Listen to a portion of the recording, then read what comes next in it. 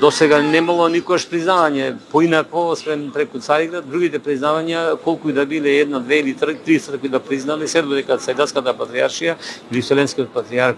не потпише томос за признавање на автокефалност, не можело да биде прифатено признавањето на автокефалност на било која црква од православните цркви. Сигналите се веќе јасни и конкретни дека по давањето на томосот за автокефалност на Украинската православна црква, црква која би била наред да добие автокефалност од Вселенската патријаршија, најверојатно е нашата Македонската православна црква. И ние очекуваме дека Вселенската патријаршија, како прво престолна црква на сите помисни православни цркви, веќе со вистински очи ќе погледне на нашата состојба, на 50 годишното наше обстојување како автокефална црква со возобновувањето на нашата црква како автокефална до 1967 година, или уште, ако додадеме уште 9, односно 10 години, некаде 60 години од како е возобновена Охридската архиепископија, ќе правиме идната година, и сметаме дека тој е патот, тој е начинот ние да се приопштиме кон православната екумена. И изјавите што веја на Вселенскиот патријарх во разни контексти по нашето прашање беше дека и очекуваме дека втората црква што треба да ја добие автокефалноста во најскоро време би требало по Украинската црква да биде Македонската православна црква. Се надеваме дека до крајот или во текот на оваа година и ние да се израдуваме како автокефална црква признаени од Вселенската патријаршија, најповикана да дава автокефалија, откако завршиле Вселенските собори, на кои пред тоа или во време на Вселенските собори се давала автокефалноста, наваму од последниот, седмиот Вселенски собор, автокефалиите ги давала секогаш и томосите автокефалија Цриградската патријаршија, и тоа не е воопшто спорно. И ние очекуваме дека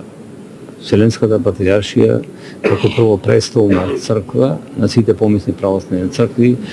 веќе со вистински очи ќе погледне на нашата состојба. Имаме сега конкретен пример. Да речеме, Руската православна црква има признаено една црква која е сушност од американизиран руски, тоа е православна црква во Америка, и таа е признаена како автокефална од Руската црква. И сега на овој собор што го прави Руската православна црква, таму ќе биде присутен представникот на таа црква, но кога е присутен представникот на таа црква, која не е признаена од другите помисни православни цркви, не доаѓа Цриградскиот патријарх и се разбира и некои други, можеби,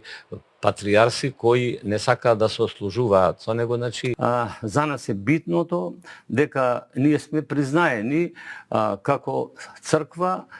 под име сега, како што не нарекува Цриградската патријаршија, Охридска архиепископија.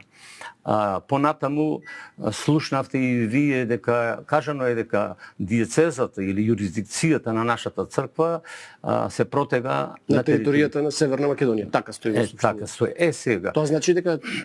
нема да имате юрисдикција на епархијата во странство. Прво да појасниме во врска со тоа прашање. Тоа е кажано во контекст дека не можеме ние да ја шириме нашата диецеза или юрисдикција во нашето обкружување, бидејќи во соседните држави на нашава Република Македонија знаеме дека имаме од источна страна сосед Бугарија, која има своја автокефална црква. Од јужната страна ние ја имаме Цриградската патријаршија, иако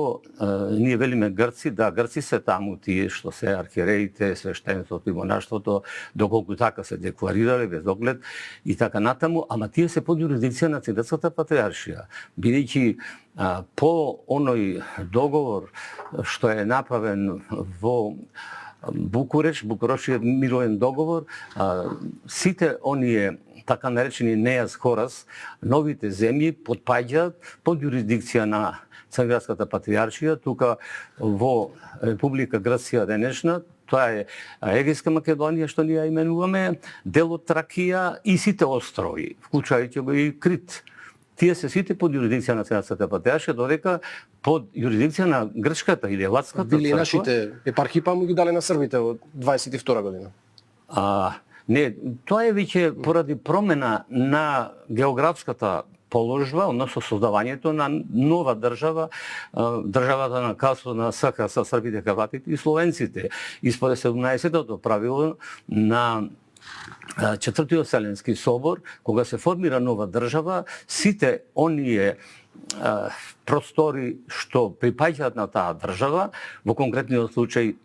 епархиите од нашиот дел на Македонија, нашата држава Република Македонија, во тоа време е именувана Вардарска бановина, тие припаднале. Ако Српската православна црква сака да си го потврди до своето достоинство како искрена црква на Македонската православна црква, кон Македонската православна црква и кон македонскиот православен народ и кон нашава држава и така натаму, мора да и погледне во очи на вистината дека ово прашање не може поинаку да се реши освен Српската црква да ја предложи нашата црква Цариградската патриаршија да и се додели автокефалност на нашата црква, тогаш мислам ќе биде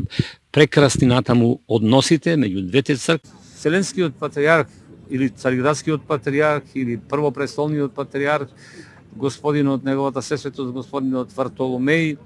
е човек кој што е доследен во своите постапки и ако нешто и некоја работа започнал, тој ќе ја заврши. Може малку да се одложи заради условите во кои што се наоѓаме пред се пандемијата, а потоа се разбира и другите состојби во светот што се случуваат, но се надевам преку неговата мудрост дека тој ќе преземе во најбрзо време известни чекори за ние како народ и како црква православна, бидеме исто така како и други